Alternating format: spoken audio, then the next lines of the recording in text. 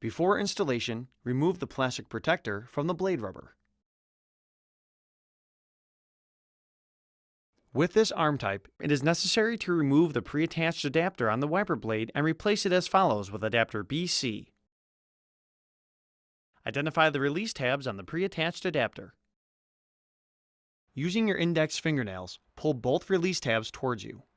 The pre-attached adapter will tilt towards you and disengage from the blade. Discard it. Locate adapter BC and position it so that the release tabs face up. Tilt adapter BC back into the cavity in the blade until it clicks in place. Both release tabs must lock onto the blade before proceeding to the next step. Press the tab on the front of adapter B. Lift shim C off of adapter B and discard it. Hold your thumb firmly on the front of the adapter, raising the back end up. Align the sidearm tabs with the side tabs on the back end of the adapter and raise the blade into the underside of the arm. Rotate the blade up until the tip of the arm locks underneath the adapter tab. The adapter must lock onto the arm where indicated.